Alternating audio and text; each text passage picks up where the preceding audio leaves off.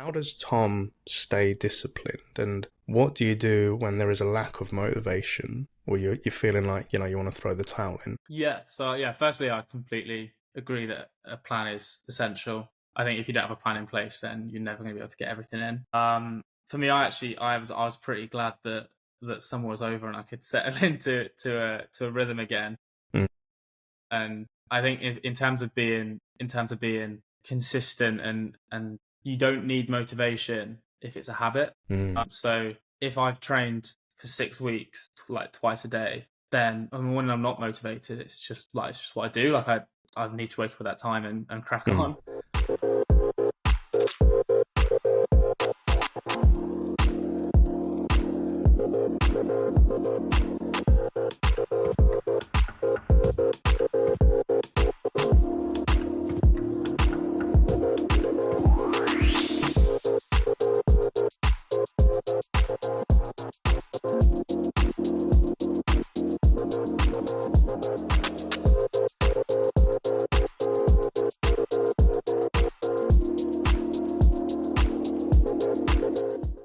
Hello, listeners, watchers, subscribers, and fans of the SDR Disco Course Show. Here we are with another chapter in 2024, and thank you for joining us. If this is your first time joining, as you've probably heard for the people that already watch this sort of stuff, this show is about the world of sales, development, and tech sales. So in tech sales, think about software that people buy in businesses, and within sales development, think about the great people that get people interested in this software and then help generate sales cycles. Then they hand over to their counterparts to then close. And these are the people that I love because, without any pipeline, you ain't got lifeline. So these people are very important. And what I like to do is interview these great people that work within this profession to figure out how did they get into this? What insights can they share to either inspire or motivate you in this profession? And my name is Neil Bhuiyan, your host. Quick plug, if you're listening to this in your local podcast platform, make sure that you give us a rating and share this. And if you're watching this on YouTube and you're a visual type of person, then make sure that you like, comment, and subscribe down below. So the guest that we have on today, he's been rowing his way into my life and I really love it. So this person, I've had the privilege of actually coaching them as their sales coach, and I've seen this person go from strength to strength, and I always love catching up with them. If anything, they've got the mojo, they've got the motivation, and they get me hyped and pumped. So without further ado, guest, could you tell us, who are you, where are you based in the world, and where do you work? Thank you for that intro, Neil. That was very flattering. Yeah, my name's Tom Fortnum. I'm an SDR at a company called Kefron, and I'm based just outside of London. Awesome, Tom. Well, welcome aboard, Captain, for coming on the show. So, Tom, something that I like to ask my guests outside of the world of sales, what do you like to get up to? What are your passions, hobbies, and interests? Because you've got some cool ones. Yeah, so headline, big sports guy, all kinds of sports. I've played sports since I was sort of 8 years old, everything from cricket, football, athletics, and my most recent venture for the last 5 or 6 years has been rowing. So picked that up at uni, and it's basically consumed my life for the last 5 years. I love that. And we're definitely going to be diving into this because, this type of lifestyle is very demanding, and you have to kind of balance things up with training and also with work life. And to kind of bring it back to Kefron, to give us, our audience, a bit of context, what does Kefron do at a high level, and what are the typical job titles that you're speaking to on a daily basis, Tom? Yeah, so Kefron is a wider company. It provides a few different solutions, but I work in Kefron Digital, which is an accounts payable automation solution. Awesome. So accounts payable is the processing of supplier invoices. So when a company owes another company money, without any tech, it's a pretty manual process. It takes a lot of time. So it's a plug-in solution that you plug into your finance system, and it kind of takes away a lot of those manual tasks. It's used by obviously accounts payable teams, but typically I'll be speaking to anyone from financial controllers all the way up to CFOs, P2P transformation consultants, and anyone kind of in that space. All right. Well, thank you very much for laying the land for us there, Tom. And what we like to do as for our returning listeners and watchers is we like to go to our guests' LinkedIn profiles. And what we always do is we'll always share their LinkedIn profile within the show notes or within the description on YouTube. So if anything floats your boat, Neil's coming with the puns today, with Tom, feel free to reach out, connect, and feel free to pick his brain. But Tom, if we're looking at your career, it's been quite a colourful one. So if we go like way back in the day, you've worked within retail and things such as Sainsbury's, you've been the president of the University of Surrey Boat Club. You've been a business intelligence analyst at Travelport.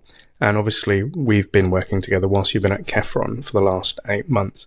But in your own words, Tom, can you take us back to way back in the days to how did Tom Fortnum get into sales and what was that journey getting to where you are today, sir? Yeah, so getting into sales, if I take it way back, my dad actually said to me when I was like 10 that he reckons I'd be a good salesman because I just always asked him questions and was really confident and outgoing. But then I parked that for 10 years. And picked it back up when I was actually at Travelport. So as a business intelligence analyst, I was working to support the sales team as part of my role by kind of providing them with dashboards that they can go onto for insights into the market and all of that jazz. And we produced a new dashboard as the business intelligence team, and I effectively ran a demo to. I didn't know it at the time, but I was running a demo to the sales team, and I really enjoyed that. That was one of my biggest takeaways from my time at Travelport, and kind of that. Well, for me, that sales team were my customers. So yeah. To have a customer facing role, I really enjoyed that. So when I finished up my time at Travelport, because that was a temporary contract, I could have gone back into a similar role, but I also on the side started looking into sales and what that looks like. So it was never I want to be an SDR. It's like I want to get into sales, and that's kind of what naturally came about. I love that. Thank you very much for sharing. So there's quite a few things that I'd like to kind of pick up on that I heard there. So like at age 10, your dad said, you ask a lot of questions. I think you should get into sales. Just out of curiosity, does dad have any connections to sales, or like what was his version of sales when he was talking about it? Well, he runs a home improvements company, a small home improvements company in my hometown, Arborough. So he's obviously dealt with salespeople before and sold himself as sort of like when he was early on as well. So yeah, although I imagine he was probably thinking more like a car salesman with a stick on and stuff like that. Probably not SaaS. Yeah, I love that. And that's really interesting to hear. So, like within Travelport, being that business intelligence analyst, you were, like you said, you were providing data and insights to the sales team, so you were supporting them. And I think I kind of said, like, when we first met in coaching, I used to work within kind of like customer support, and my job was to, support the salespeople before I actually got into sales. And I just got annoyed with them so much, and I thought I could do a better job. That's why I kind of got into sales. So Tom, a question that I'd also like to ask is, being a business intelligence analyst at Travelport, your job was to support the sales team, like providing them data and insights. And you obviously weren't working in sales yet, but what was that relationship like and that experience, and like kind of what was going through your mind whilst you was like helping a sales team? Yeah, so I enjoyed it. Definitely enjoyed it. I was on placement during my time at university there as well, and enjoyed it. But it was a little bit slow paced for me, and there was a lot of time spent sort of on my own in spreadsheets.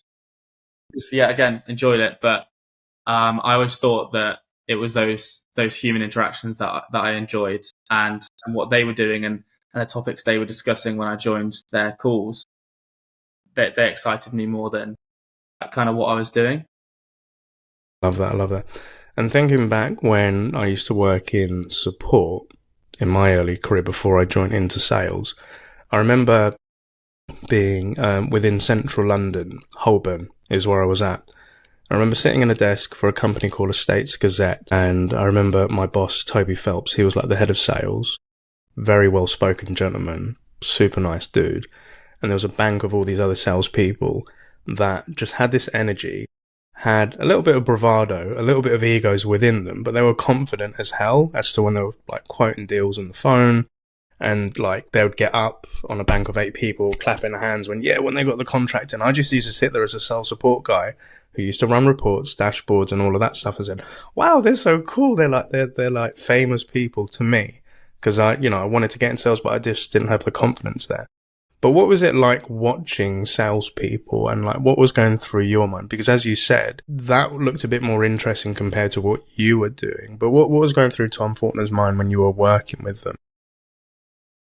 Yeah, it was definitely nothing like what you described. This is like I think 4,000 employee company. Like it's really big. To be honest, I don't actually know really what they were even selling as their part of the function. I just know what I needed to help them with. But that was a far more calm Teams call with people from all over the world. They didn't really delve into the numbers too much. So yeah, I definitely didn't have that experience with watching that sales team. Okay, cool. So, moving on from Travelport and looking at the world of Kefron, what was that experience like looking for Kefron, interviewing, and yeah, because a lot of our listeners, to give context, some of our listeners and audiences are thinking about joining tech sales and they're looking at their startup. So they want to hear about like, how did you find that company? What was that interview life like? Like, yeah, walk us through like the journey to Kefron.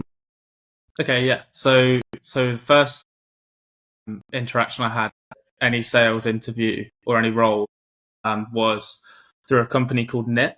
So to kind of make it simple, you can think of them as recruiters, but when you're hiring SDRs with no experience, it's quite a big gamble for a company. So you're picking up someone that's never been in sales. They've probably got some experience in some other company, but it's a big gamble because they could be pretty awful. I guess the value that Knit are bringing to companies are they're saying that we'll do the hiring, but we'll also vet them with their professional experience and train them.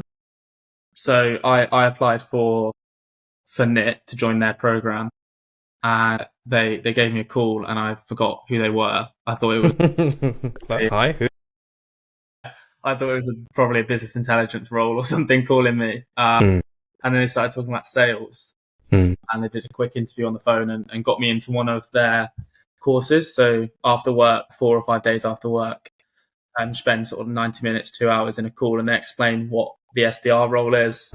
They teach you some of the core skills, and they do some like cold call practice as well. Oh, cool. So it's actually really, really easy for me to kind of get that initial interaction with sales because they'd set it up so brilliantly. Yeah, I love that. And then, so like, they give you a call back. You remember who the hell they are.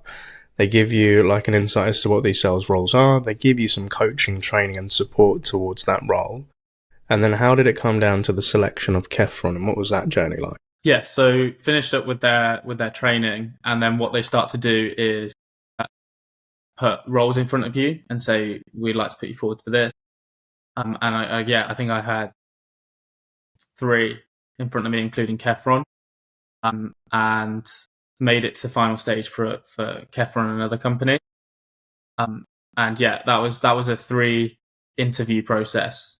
Because I mean, at this point, they've hired from it before. They probably trust them enough to. You don't need to do much more than 3 interviews. But yeah, my first one was with the SDR manager, Adam, and that was a sort of half an hour call. Why do you want to get into sales? He got a good idea of what I was about. Then I went through and spoke to the head of sales, Jimmy, and much of the same. And then they liked me enough to bring me in for a final interview in person in the office, where I had to do a bit of prep before basically finding some prospects and telling them why I found them. And yeah. Awesome. Well, thank you very much for sharing that insight. I know that's going to be super useful for our audience. And maybe another question for the audience as well. I get a lot of people coming up to me saying, Neil, I want to break into tech, but I have no sales experience.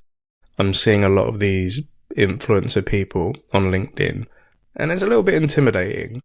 And similar to yourself, where you didn't really have the sales experience and, somebody's offering you a role and you may be thinking, I don't know if I can do this sort of stuff. What advice would you give to the person that doesn't have the experience and is thinking about applying to? Yeah, so I got some advice before I went to uni, which probably most people get the same advice before they go to uni, which is just say yes to everything to start with. But then I never really stopped. With that advice, and I kind of like, if I wanted to go and do something, then I'd say yes and try it. And like if I started sales and I really, really didn't like it, then like who cares? It's just I'm like a floating rock, right? Yeah. I'd say get out there, speak to someone who's been in it before to get an idea of what it's like. I mean, if they're listening to this podcast, they're probably doing some of that already. Yeah. But yeah, just apply. Like, there's no. I mean, the interviewers and stuff should pick up if you're going to be right for sales or not.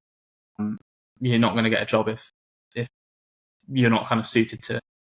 I love that. Thank you for sharing. And I'd agree, like, that yes mentality. I remember it, like, when I was offered my first sales job. I was reading a book at the time called The Secret by Rhonda Bryan. So it's like a motivational book and the laws of attraction and all of that. Then it was just like the power of yes. I remember when my sales director, Jonathan, said, Neil, would you like a job within our sales team? I was like, I'm shit scared. I don't know how this is going to pan out. I'm just going to say yes. And a lot of doors open when I kept saying yes. As I've grown older, I've learned to say no to a lot of things right now when I know it doesn't serve me, right? But I think, just giving it a shot, going through that experience, going for the interviews, that's what will build your confidence the more that you do it. Because prior to getting into that job at Proctor Street, I remember I was actually applying for to become a lettings negotiator. I was looking to get into like trying to do renting and properties and because I saw them earning a shit ton of cash, and I was like, yeah, I want to get that. And I went for 15 interviews and I got rejected from all of them because they just said I didn't have enough sales experience. But one guy said maybe work in a support role, learn how they do sales, and then maybe go for it. So he that was the best advice I ever got. But I think, as you similarly put, do a little bit of research, speak to people that are already within that company, see what's going on, like why did they join, what have they learned, what was their career path like. The more knowledge you have on something, the less control it has of you when it comes to fear and nerves and whatnot, right? So I love that. And then obviously when you joined Kefron, we had the beautiful opportunity to meet as well. And I remember coming into the first Zoom session and like this was your first SDR job. What was the first couple of weeks like as an SDR, like onboarding, learning about a product and shit, we need to cold call these people in finance? Like, what was that onboarding experience like for you? Yeah, I knew pretty quickly that I'd made the right decision. I think Kefron, there is like quite a big onboarding process program. And as part of that, you meet everyone in the team. So it's not a huge sales function and there's 10 of us in the team. And each one of your modules you'll do with someone else. So whether it's an AE or like head of sales or your SDR manager, you kind of get to go meet everyone and pick their brains. So I thought that was really, really good to start with. First day was pretty much setting up the tech, and then second day, 9:30, got on the phones, which was fun. I thought that was a great. I'd definitely do that again. I love that. And obviously we get to catch up once a month, and there's been some tough points where you've had to like change strategy, or you have to learn about how you're going to reach out to your prospects, and you're working alongside your colleague Finn as well. What is the transformation of Tom being like, so being that newbie and now, as you alluded to, like one of the top performers in the team? How has that journey come about? What have been the learnings of, growing into this SDR role, Tom? What's that been like for you? Yeah, so kind of coming from such a large company as Travelport into a much, much smaller company, I've learned to be pretty adaptable. Like the process changes quite often, and I think that's the same. I think that's the same with most sales teams. Is that the market changes, what's received well changes, and I think sort of week on week I'll be tweaking my process and how I'm trying to book meetings, and yeah, I'm definitely getting better at it. And I've seen it change. Like I think like sometimes, without going into the ins and outs of our coaching conversations, but learning a startup's fast-paced environment, the constant changes of strategy, how we're going to go after, what we're going to be talking about, how we're going to approach our prospects. And I remember like sometimes it can be quite overwhelming and it can be very stressful because, you know, we're not used to that. And sometimes I do advise, you know, some of the SDRs that I'm working with, there are 3 types of tech companies you could join. There could be startup mode, where there aren't really much rules. It's kind of roll your sleeves up and it's try lots of different things, fail a hell of a lot in quick succession.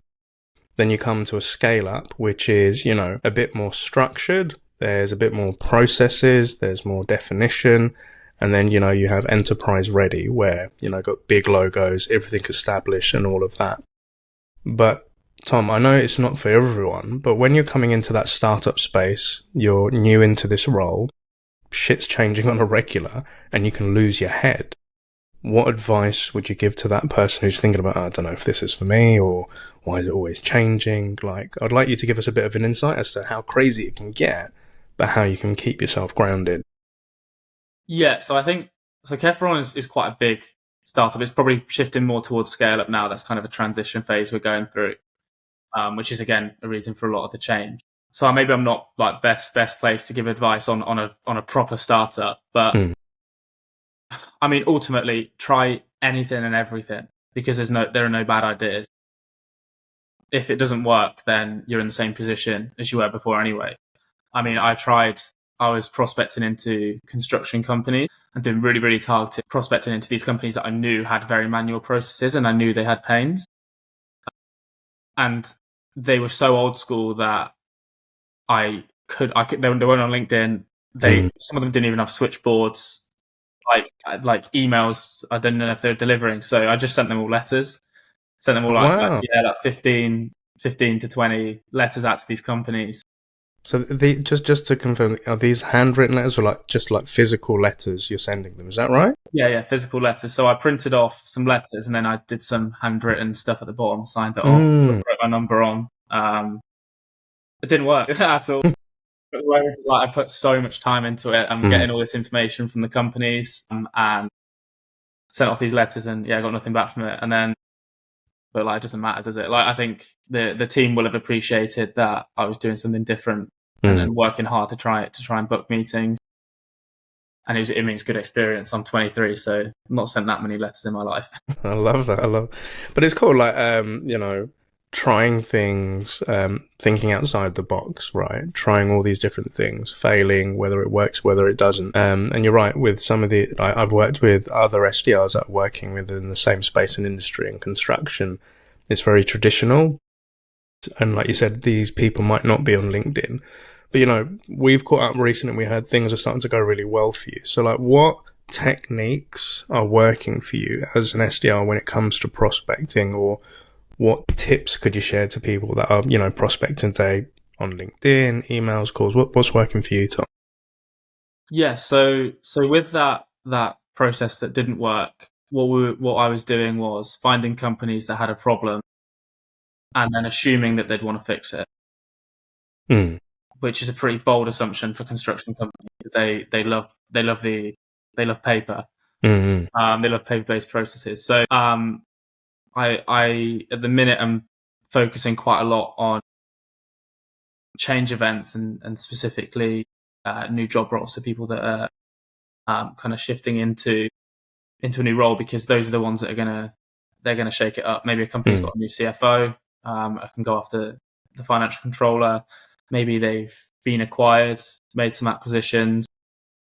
Maybe their turnover's doubled, something like that. These change events that are going to stimulate difference. But if I go to a financial controller and say, I know this process isn't very good, and I know you've already got the team in place, and I know that it's been the same for 15 years, you want to change? They're just like, nah, not really. I've got an audit to do or something. Yeah. There's got to be a change in the company, and that's what I'm really focusing on. So thank you for sharing that insight. You know, like, as you said, these change events or these kind of like triggers and looking out for them, and where you've been like tracking that success. And again, being a coach, I get to see the cool stuff that you get to do and like the results, and super proud of you, dude.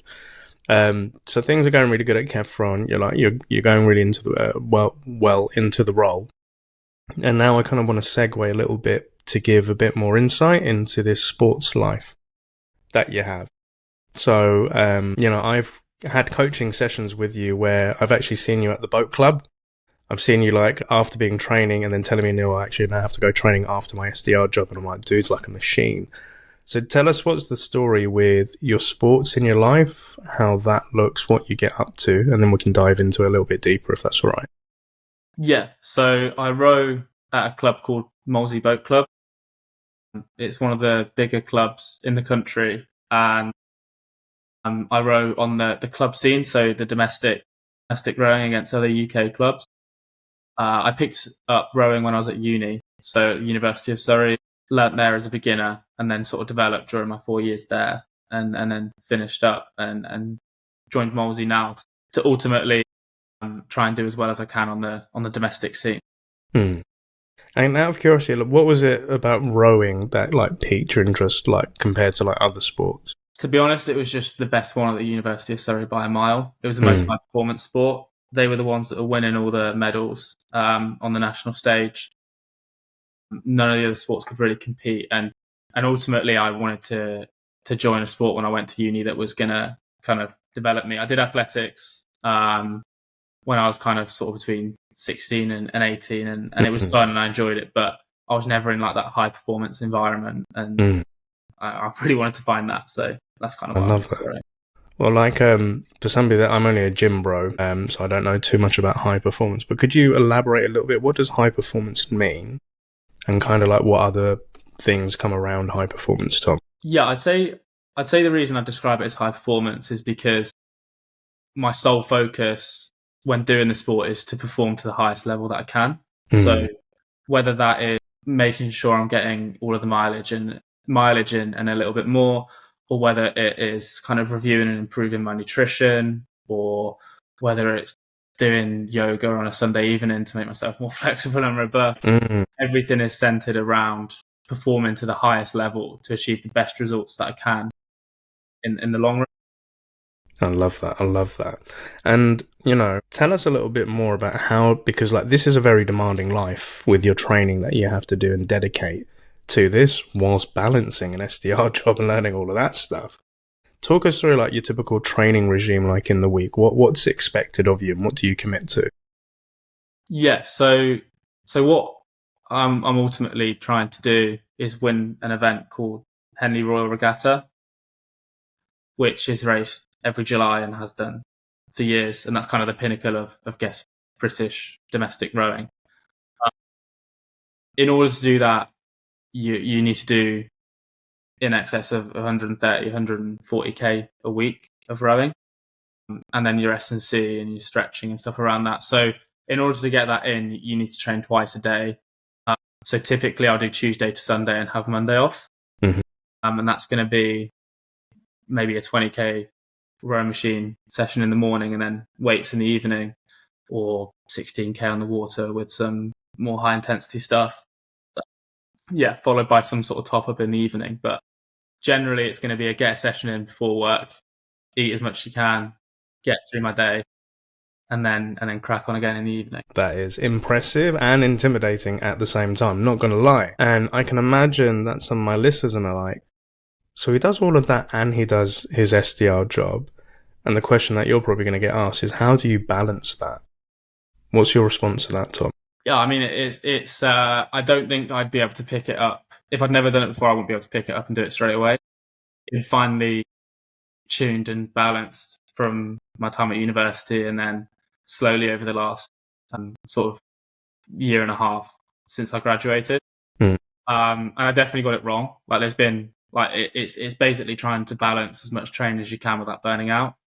So like I said, with like sort of optimizing nutrition, making sure I'm getting the right food in throughout the day, making sure I'm doing the right things to sleep well and early. So earplugs and an eye mask increases sleep quality. So being strict with the bedtime and making sure I've got those on make my sleep quality better.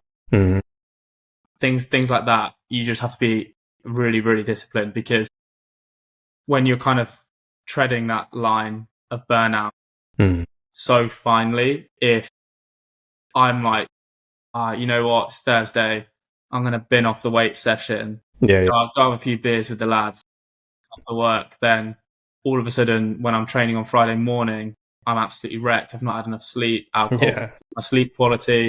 Yeah. And then there's nowhere to recover. I can't lie in on Saturday because I'm training.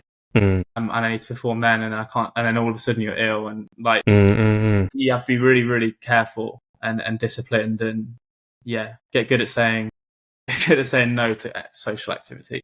You have to make some sacrifice. I can imagine you'd have to make some sacrifices. And for somebody that isn't on your level of, sports, for me, what's really important is diet. It's going to the gym in the morning. It's getting my, my solid 8 hours of sleep in, also how I spend my weekends. And I've just celebrated my 40th birthday. But I didn't even have much to drink because I was thinking to myself, I've got podcast shit to do on my Sunday. I've got some editing stuff. I've got to get ready for my kid in the week. I've got coaching for this week. And I didn't want it to be, too hammered to not be able to enjoy my Sunday because I've got stuff to do. Earlier this week, I had somebody DM me on LinkedIn. And they were just like saying niceties like, how you doing now? Hope you're cool, da-da-da-da-da. And I said, all good. And I just said to him, how can I help you today? And he did say to me, he says, how have you been so consistent with posting and a podcast and the factors of running a business as well as being a father? And I didn't say it back to him, but I said, but also I'm a gym goer, I'm an MC, I'm a rapper, I'm a brother, I'm a son, I look after my family, my dad, and all of that sort of stuff. And I just said to him, good question. I asked myself that a lot of times as well, but I also put it down to time management and, planning my weeks in advance, knowing what's expected of me, knowing, okay, if I'm going to be doing this, I need to get a good night's sleep the night before. I do all my admin to make sure that when I'm in coaching or if I'm working, I can just roll with it. And I sent him a quick video and he just said to me, honestly, not been much of a planner until this year, and more specifically around July when it came to the day-to-day activities. But what's really been a game changer for success is knowing exactly what you want to get done every day and then just having to execute on that, which, 100% agree. But a question I'd love to come to you is because in a lot of my coaching sessions recently, Tom, people have come to me and said, Neil, it's September, summer was awesome, back into the grind of things. I'm struggling to stay motivated, or, I know I need to be doing this, but I just can't get the discipline in myself to do it. How does Tom stay disciplined? And what do you do when there is a lack of motivation or you're feeling like, you want to throw the towel in? Yeah. So, firstly, I completely agree that a plan is essential. I think if you don't have a plan in place, then you're never going to be able to get everything in. For me, I was pretty glad that summer was over and I could settle into a rhythm again. And I think in terms of being consistent and you don't need motivation if it's a habit. So if I've trained for 6 weeks, like twice a day, then when I'm not motivated, it's just what I do. Like I need to wake up at that time and crack on. Yeah. And I think it can be applied to pretty much everything, and I might have made this fact up in my head, to be honest, but I think it takes humans like 3 weeks to adapt to something new. So moving into a new house, it feels strange waking up in that new house. And then in 3 weeks, like you're kind of used to it. Yeah. Start of the season, it feels weird to be back to training this much, but in 3 weeks I'm used to it. And before I know it, like everything is in routine. So you've got to really make sure you like force yourself for a few weeks and just make sure that you get into that position habit where discipline isn't discipline, it's a habit. I love that. You're right. I think they say I don't know if these are official stats as well, but they say it typically takes 12 days to form a habit, but it takes 66 days for it to become ingrained and a natural part of your life. So it's like you said, like stick with it for a little bit as well. And something I read, I think about 2 or 3 weeks ago, where somebody was talking about, how do you stay consistent? And the other person on the podcast was when you force yourself to keep doing stuff, even when you're not enjoying it and you do it to the point that you're burning out, it's very dangerous. And some people think that's consistency, that you just push through the pain. But he said consistency is doing it every day and committing to it. So he said, rather than pushing yourself to go to the gym every day and do an hour and a half workout, you're probably going to hurt yourself. But he said as long as you're consistent of going to the gym, whether it's just 20 minutes for that day, or if it's 15 minutes for that day, or if it's just half an hour, but just getting to the gym, you don't have to pull or kill yourself to it. That's how you build the consistency. And motivation is always a topic. Like, Neil, I booked in a coaching session because I'm losing all motivation. And my first question to them is like, what's changed in your routine in the last week? What's sleep been like? What's food been like? And they're like, this has nothing to do with sales. And I'm like, well, whatever happens in your personal life will affect, your working life as well. But it's finding out those changes. And then I kind of say to them, nobody's motivated to go gym. Nobody wants to wake up in the morning and like leave that bed, especially now it's getting darker, later and colder and everything like that. Nobody's motivated to go cook a healthy dinner or do that meal prep, but it tastes good when they've actually eaten it. So it's by taking that action of, if you just get to the gym, you have a decent workout, it makes you feel good that you think, actually, I want to go again tomorrow. That's how you get motivated. And it's the same with the meal prep. When you sit down to that nice spag bowl or whatever you've cooked and prepped and it tastes really good, you're like, do you know what I want to cook tomorrow? That's what, so it's action first and then the motivation comes off the back of it. But how does that resonate with you, Tom? Yeah, no, I completely agree. You're building sort of healthy habits, and when they're part of your routine, makes everything easier. And there's no reason not to get to bed early. And like I said, there's a lot of parallels between high performance sport and high performance sort of professional individuals. Mm-hmm. It's all the same. It's all the same, really. It's about being disciplined and consistent and constantly tweaking what you do. So, for example, if I'm fixing something in my nutrition in sport, I'll also be changing how I approach cold emails to try and improve my process and how I spend my time. And it surprised me quite a lot when I got into sales how many parallels there were between the skills that I'd learned as an athlete and the skills that I'd need as an SDR, which I guess made it a lot easier. I love that. And I've met a lot of athletic people that I've either worked with as the manager or we've had on the show, like another individual, Andy Laws, big into his sports, big into his cricket as well. And as you said, there's a lot of parallels. Do you feel there's been any transferable skills that you've taken from sports that help you in your day-to-day as an SDR today, Tom? And if so, what are they? Most of my skills, to be honest, I could on a list. I could talk about them for a long time, but one of the big ones that I picked up pretty quickly was growth mindset. When I started as an SDR on the 26th of February this year, 2024. He remembers the date. He's got it burnt in his mind. I love that. Go, tell me more. And I think we have a big race in March time. And as one of our meetings going into that, we spoke about growth mindset and how important that is as an athlete, to how you approach situations, how you frame them in your mind. And then on my onboarding at Kefron, or maybe it was with Nick, I can't remember, but we spoke a lot about growth mindset and how important of an attribute that is for SDRs.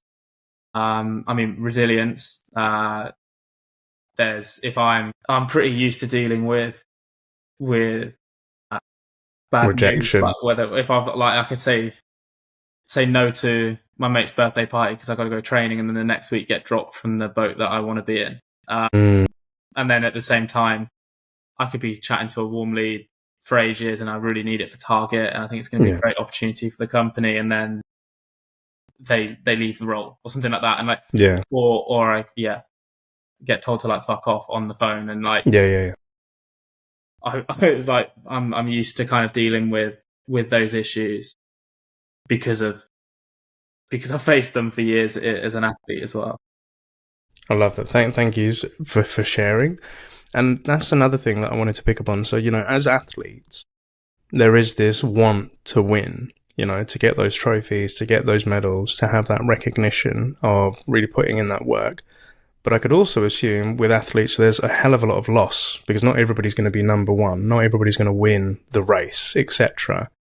How do athletes deal with loss? The reason I'm asking this, because in sales, we're going to lose deals. We're going to lose prospects. We're going to lose confidence when somebody rips us a new one for telling us to, like you said, fuck off on the phone, or who the hell are you and why are you contacting me? How do you deal with losses, Tom? And what advice would you give to people when they're going through those losses? I'm well placed to answer this question because I've done a lot of losing. In rowing is unlike other sports outside of basically the Olympics and World Championships.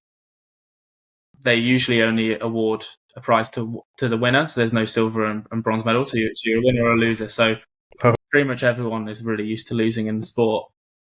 I think with losing, you need to appreciate it as part of the process. So, not a single person ever is gonna win every race and not win every deal.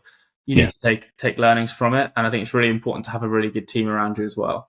So, both at Molesey and within Kefron, it's like a fantastic team environment. Another parallel between the two is that my coach always harps on about culture is key. That's the most important thing to making a boat club fast. And one of the first things they spoke about at Kefron, which I really, really like, is that they also believe culture is key. They have a phrase because they say Hugo all the time, which means Hugo.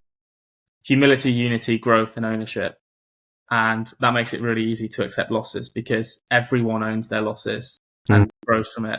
And we lose as one and win as one. Every time a deal is won at any part of the company, there's like a company-wide email goes out, and it's the same if we lose as well.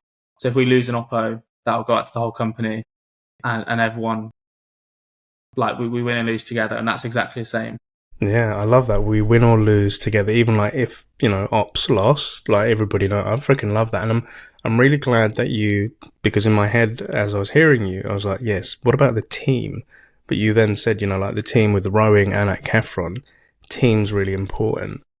What advice would you give to somebody to make sure they can be the best team player in their team? What advice, actually, let me take a step back. I'm getting really excited now.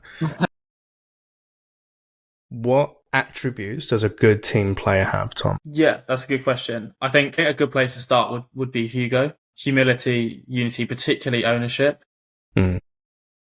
Admitting when you're right and wrong. I think it is a really, really difficult balance to get right in that you have your own targets to hit, but also you are part of a team and ultimately you're there to make the team perform well. And I think you always have to have the team at the forefront of your mind. So as an SDR, I want to book meetings, but ultimately I want the whole SDR team to hit target. And in order to do that, you need to be really open, share all your ideas, good or bad. Like share prospects, share wins, share losses, share learnings, and kind of become a bit of a hive mind. So it's only myself and Finn in the SDR team right now, and we speak every single day about prospecting. It's pretty cool. We speak every single day about prospecting, and I know what he's thinking about prospects, and he knows what I'm thinking about prospects, and I'd be able to give his weekly updates because I know exactly what he's up to and prospects he's speaking to. So I think that's really important. I love it. So you're all in the same boat. There's another pun for Neil. I love that. Awesome. So look, it's been really cool having you on the show today. A hell of a lot learned, and I've learned more sides to you as well. Before I hit with the typical question that I always ask my guests, I'm always curious to know, like, when Dad was talking to you at 10, I'm thinking, you ask a lot of good questions, you could work in sales. What does the family take as Tom working at a SaaS company like that? What's kind of the feedback from family on that one, Tom? That's a good question. I think they, I think they're just happy that I'm doing well. They're happy that I'm in a job that I enjoy. I think I've tried to explain what I do to them, and they're kind of just like, yeah, nice, sounds good, Nice. sounds good. I'm glad you're enjoying it. I'm glad you're doing well. I'm glad you're hitting target and X, Y, Z. It sounds great. I love that. Yeah, sometimes trying to explain what we do, so they don't get it, but as long as you're happy and you're doing well, then it's all good. So I love that. Okay. So the question that I like to ask all of my guests, Tom, if you could go back to the beginning, coming out of uni and maybe that business intelligence analyst, and he's on the cusp of starting his sales career, what 3 bits of advice would you give to a younger version of Tom? Yeah, definitely do it. And when you do, just kind of go in like a bull in a china shop and just start swinging. Just do like cold call early, as early as you can. The longer you leave it, the more daunting it is. On my second day, I was on the phones, and I think I'd done I did a lot of dials, and I was basically reading a script, and I got called. I said to someone, I was like, they asked me a question. I was like, oh, it's just like my second day. I don't really know, and they called me an ultra crepidarian. What? Yeah. So, I had to work out to spell it, and then when I spell it, I could Google it, and it means someone who's trying to give advice to someone who doesn't even know what they're talking about themselves, which actually is pretty valid. Yeah. And I remember getting off the call, and I was like, "Oh my god! I've ruined everything. Like, this is a really important prospect." And when I told the team, they just laughed, and they're like, "Well, I wouldn't want to work with him anyway. Like, he's not a nice fella." And I've obviously never heard from him again. Never seen him again. So, I guess the point is that it's just a person on the end of a phone, and there's a million prospects out there. So get on the calls. If you mess it up, doesn't matter. It's development. Indeed, I love that. It's development, and there's always somebody else, and there's always going to be an asshole on the other end. But they really went hard in with that word. That's a bar, bro. Like, wow. Okay. Well, again, a big thank you to our listeners, watchers, and audience. As a reminder, Tom's LinkedIn profile will be in the show notes. If you want to connect with him, pick his brain on any of the topics that we've discussed today, please reach out to him and give him a follow. And a thank you for joining us on this chapter. So again, if you're listening to this on your local podcast platform, Spotify, Apple, whatever that may be, make sure that you give us a rating and share this with somebody that you think could find this beneficial. And equally, if you're watching this on YouTube, give us a like, comment, and subscribe down below, because we need help with the algorithm to get more stories out there so that we can inspire or motivate other people in the world of SDRing and in the world of tech sales. So Tom, absolute pleasure to see you on board, sir. I will see you in our next coaching session, but I hope you have a blessed weekend, and most importantly, happy selling, sir. Absolutely. Thank you very much for having me. Loved it.